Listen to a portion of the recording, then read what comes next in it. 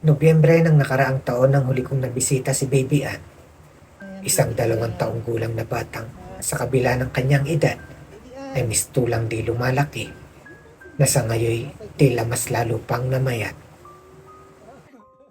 Isang munting batang dama, hindi lang ang hirap ng kanilang buhay dahil sa dami ng sakit na ngayoy kanyang taglay, di na rin niya natitiyak ang klase ng buhay na sa kanya'y naghihintay. Isang inang sa kabila ng kanilang kakapusan ay pilit gumawa ng paraan upang mailuwas ang anak at madala sa tamang pagamutan.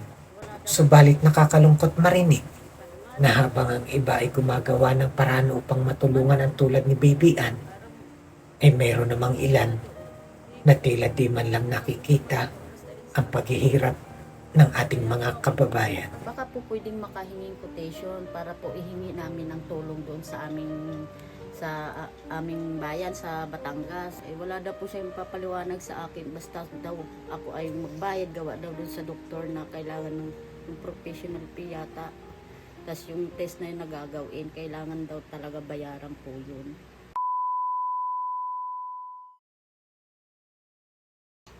Ano yung importanteng kailangan na dapat magawa kay Baby Ann? Yung sa mata po, kuya, yun na lang po talaga yung kulang sa kanya eh. Kasi 'di ba yung hydrocephalus niya, anong status na hydrocephalus?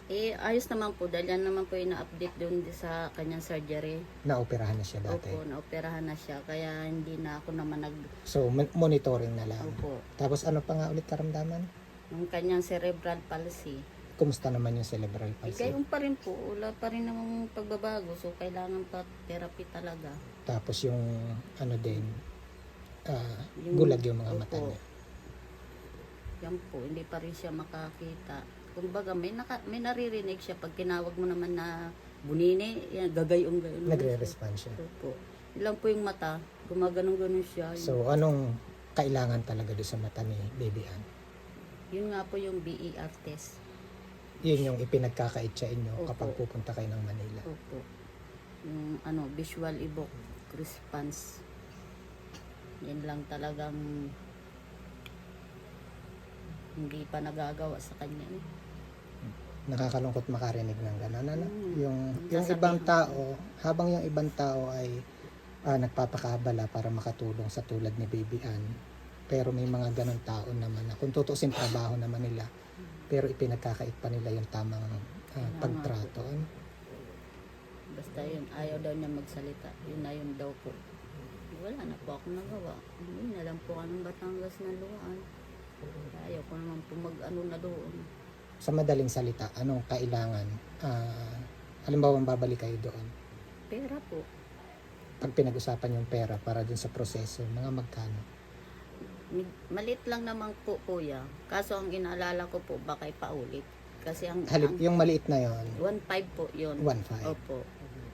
Hindi ko lang po lang alam ngayon kung nagtaas dahil parang 1 year na siyang mahigit. Kaya lang yung 1.5 na yon, yung proseso pa lang. Opo. Siyempre yung gastos pa, Opo, pamasahe. pamasahe. Kaya sabi ko sana may makatulong pa rin. Talagang ipipilit ko eh. Gaano kahalaga para sa yung magawa yon? Siyempre po kuya, doon ko malaman kung may magagawa pa ba para makakita siya. O kung wala na, di may mga therapy naman po siguro gayon. Para mapaghandaan yung future, Opo. para alam natin kung ano yung Hindi yung manghuhula na ako na ano ba yung nangyayari sa iyo, yung magulo ang isip ko, kaisip kung ano ba nangyari sa mata mo anak. Yung gayon. Para matiyak natin kung yung mata ba ni Baby Ann ay may pag-asa pa makakita. Po. Kasi ito yung mga oras na this is the perfect time para malaman din kung may pag-asa pa o kung anong dapat gawin. Kung may makita man. Nga po. Kaya more prayers ha. Kaya siguro ako bumisit ulit para makumusta si Baby Ann. Po. Baby Ann! Hey! Ano na, nene? Hello po, Kuya Binje. Salamat po sa pagbisita. Ano na, nene? Oh? Iimik ka? Ha? Naimik ka? Naman dalaga eh. Sana maayos na yung iyong test talaga naman. taon na po ang binilang. Eh, anong problema na kaya hindi na uli makabalik ng Manila? Wala Hindi ulit na pera. po, wala. Dahil ang kita naman ng isa ay talagang ano lang, Pinagkakasya lang. po, Ano nga dapat gawin? Anong tawag doon? BER test po. BER test. Magkano nga ulit yun? 1.5 po yung isang session noon. Tapos meron pa po yan siyang reseta na pampatulog. Oh, so malaki-laki din pala ang Opo. kailangan. Yes. Yung pamasahe na lang po, di ba? Oo. Eh, Para ano? Para kukunti na lang yung kulang. ay, salamat kuya. Sana ito uli yung simula para dun sa tulong naman for Baby Ann. Sana nga po. Eh, tatabi muna are. Para madagdagan po. Anong pakiramdam na pagkalipas ng ilang buwan? Bali taon na rin po kuya. Taon na ba? Oo, kasi parang Yung huling November. vlog natin si Baby Ann. Parang November pa po yun. Pero ako na may nakamonitor sa inyo. Yan. At katulad ni ma'am, di ba? Kahit na ilang buwan nang naka-upload yung videos natin, napansin nila. So, maraming salamat po. Yun. 2,000 pesos po from Ate Charlotte and Kuya Kyle. Yan. Maraming salamat po sa inyo. Yan. Sila yung reason kaya meron ako na ibigay. Thank you so much po, ma'am. Maraming salamat po. Malaking tulong po ito. Akin lang po itatabit. Talagang kulang pa naman po.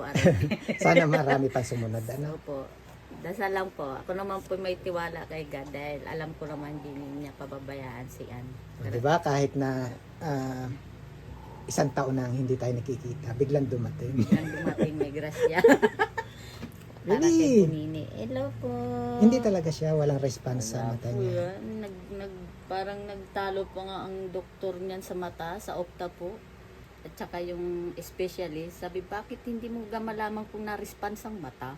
Sinabi doon nung isang doktor na, ilang beses ko na po yan inano, dahil marami naman po silang machine doon para kung mag-ano daw ang mata, wala daw. Wala talaga. Di tiningnan ng specialist, di wala nga, di naniwala siya. Sabi ko na wag kayo daw. Yan. Kaya yun na po ang reseta sa kanya, yan, test na yan. At yun yung dapat magawa ngayon.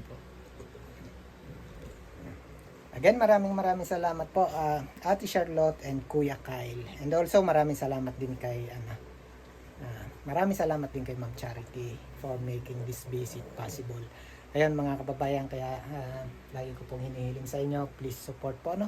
Kailangan ko po yung inyong suporta para maipagpatuloy ko po yung ginagawa natin na pagtulong sa ating mga kababayan. And this time, para magawa na yung, ano ang tawag? BER test po. BER test. Ayun, para magawa na po yung BER test ni Baby Ann. Yan po yung naglalabing sa inyo mga kababayan. Please share this video.